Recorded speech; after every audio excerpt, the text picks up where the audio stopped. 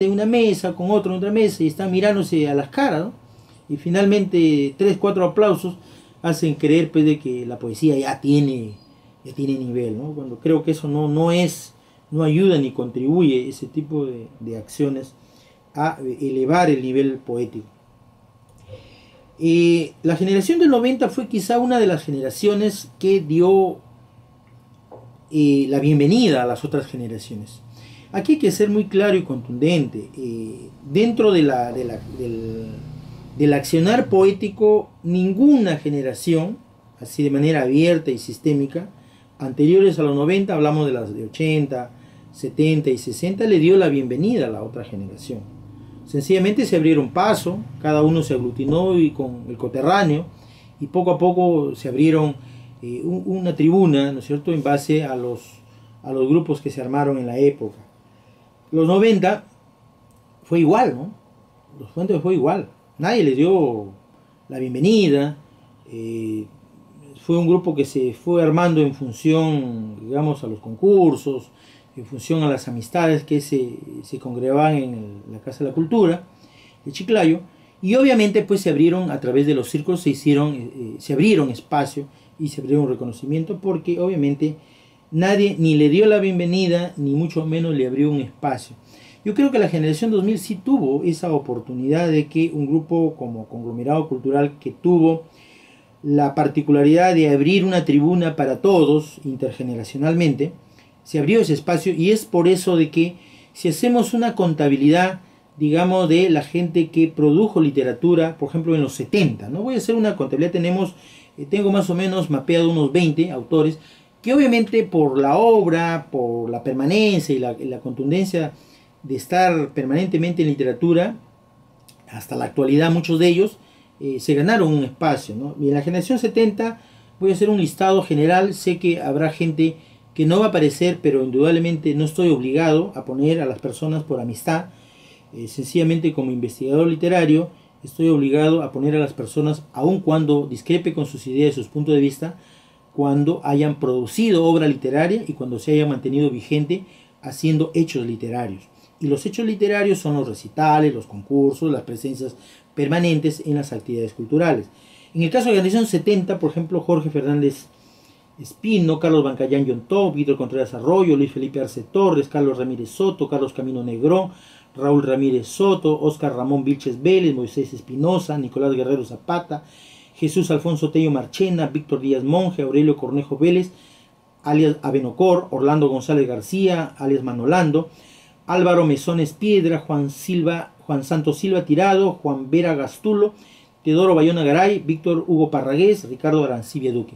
Son los que de alguna manera constituyeron en la generación del 70 esa generación poética, esa generación costumbrística y esa generación que hizo, ¿no es cierto?, literatura, obviamente con mayor profusión en los 70. No quiere decir que se hayan quedado ahí. Mucha de esa gente, digamos, sigue produciendo actualmente. El caso, por ejemplo, de Jorge Fernández Espino y Carlos Bancayán son autores que están prácticamente vigentes y animando la fiesta literaria. En el caso de la generación del 80 quiero resaltar Mariana Llano, Arturo Rodríguez Cerquén, Javier Villegas Fernández, Zoila González Rivas, Rita Coronel, Enrique Solano Rodríguez, Andrés Díaz Núñez, Carlos Horna Santa Cruz, Madestre Camacho, Librando Briones Vela, Antonio Cerepe Asensio, Ruli Falla Failot, Dagoberto Ojeda Barturén, Guillermo Ortiz Suárez, Manuel Patiño López, Carmen Lescano, Bruno Buendía Saler. Esta generación obviamente que es una generación políticamente muy golpeada, muy agredida por la violencia social de la época, la violencia política. Obviamente es una generación que mantuvo todavía ciertos códigos y ciertos cánones de la poesía costumbrista, de la literatura, obviamente de narrativa costumbrista, el cuento, y que obviamente constituye, por así decirlo, una de las últimas generaciones que tuvo un compromiso social bastante permanente. Porque creo que pese a que la generación del 90 ya hacía o estaba empezando a hacer literatura a principios de los 80, creo que la generación del 90 fue una de las generaciones más despolitizadas, con más miedo y con más temor, ¿no es cierto?, al propio Estado opresor de la época. En el caso de la generación del 80, pues tenemos a 11 personas que mantuvieron, ¿no es cierto? No voy a decir que hayan sido las únicas, pero el listado que yo he elaborado exprofesamente se debe a aquellas personas que tuvieron más notoriedad y más protagonismo, ¿no es cierto?, en su época respectiva. Probablemente algunas de ellas no alcanzaron el protagonismo en la década del 80 y lo lograron en los 90. El caso de Javier Villegas, el caso de Andrés Díaz Núñez, ¿no es cierto?, tuvo mayor notoriedad y resonancia en los 90. Pero generacionalmente, digamos, por la época que les tocó vivir, ¿no es cierto?, están localizados en la generación del 80. En la generación 90 tengo un promedio de 20 personas que de alguna manera alcanzaron cierto protagonismo y obviamente son los que mantuvieron y de alguna manera están asociados a la generación 90 indiscutiblemente.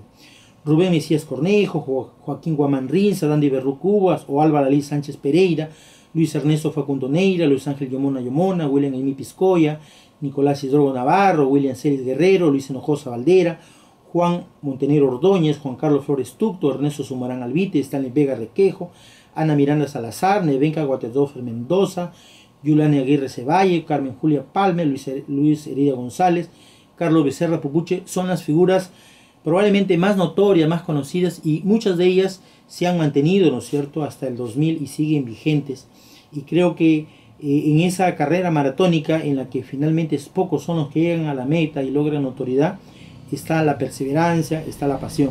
Es el tiempo el que pone a prueba al poeta.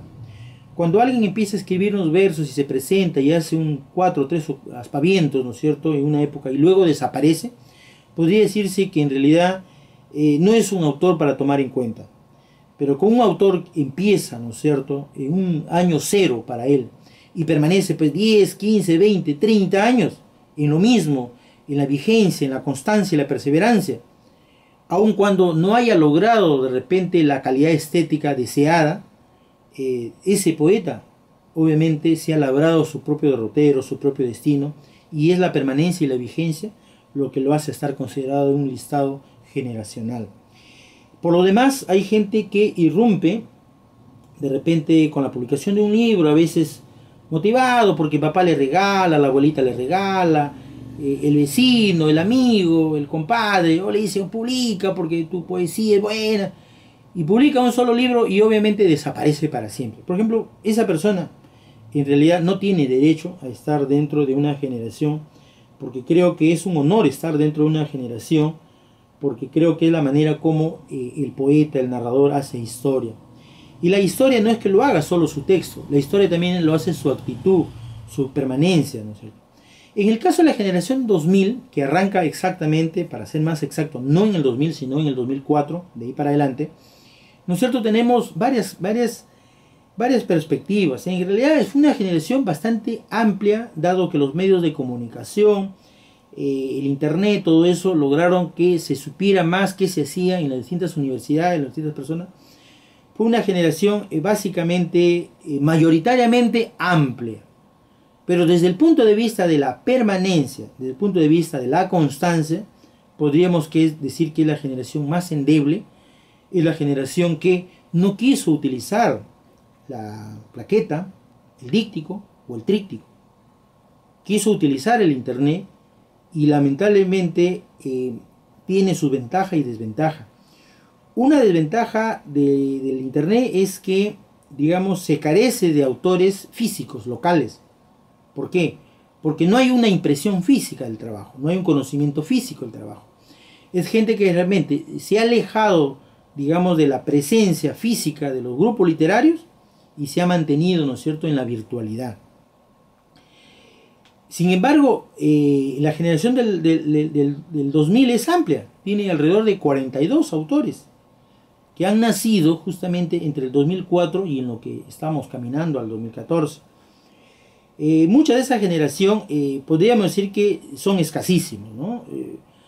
Si hablamos de gente que ha publicado en físico su obra, pues solamente tenemos 8 autores que han publicado en físico su obra, ¿no? Estamos hablando de Ángel Ramos Mejía, estamos hablando de Ernesto Facho, de Crombel Pierre Castillo Cabrejos, estamos hablando de César Gastelo Guevara, de Matilde Granados, de César Boy Brenis y Alex Miguel Castillo Ventura. Los 42, de esta lista de 42, solamente 8 tienen obra literaria físicamente palpable, comprobable, que está en manos de lectores. probablemente más de uno de los 48 y quizá otros más que no están en el listado, probablemente tienen otro tipo de lectores virtuales, pero digamos dentro de la valoración regional son desconocidos o escasos. Entonces muchos de estos autores, que son alrededor de 42 autores, muchos de esos autores no tienen obra conocida, han producido poemas o cuentos para la lectura de mesa o para la lectura de amigos, pero no han materializado concretamente una obra que sobrepase las 49 páginas para que pueda ser considerado un texto maduro y completo, ¿no? Producir un poema, o dos o tres o cuatro poemas, no es producir una obra seria, sostenida, suficiente como para poder incursionarlo dentro de un texto o considerarlo como un poeta, porque obviamente no basta decir que uno es poeta, tiene que demostrarlo con la escritura y con su texto. Esta generación 2000 obviamente a ya casi 10 años de existencia, porque si hablamos de la generación 2000, vamos a decir que es una generación que no ha logrado madurar ni consolidar parte de los derroteros que se tenía en la época. Porque obviamente quizás no hubo, por un lado no hubo el liderazgo, digamos, tanto en lo que es la parte poética como en la parte narrativa. Los grupos a los que se segmentaron, básicamente Signos, básicamente inicialmente Sociedad La Guadaña, Marco Antonio Paredes a la cabeza, y que luego fue cambiando, ¿no es cierto?, por Sociedad 13, obviamente desmembró y prácticamente desaglutinó a toda la gente que muy bien pudieron haberlo capitalizado. Los signos de ahora ya no representan los signos de su fundación, ¿no es cierto?, a principios de 2000. Los signos de ahora tienen otras connotaciones, otras características y guardan un perfil más bajo que los signos fundadores. Podría decir que no existe el signo, el círculo signos como tal, ¿no es cierto? Se fundó inicio. Obviamente en un segundo y en un tercer relanzamiento se incursionó más gente, se incorporó más gente, pero lamentablemente los círculos literarios necesitan presencialidad física, necesitan actos concretos,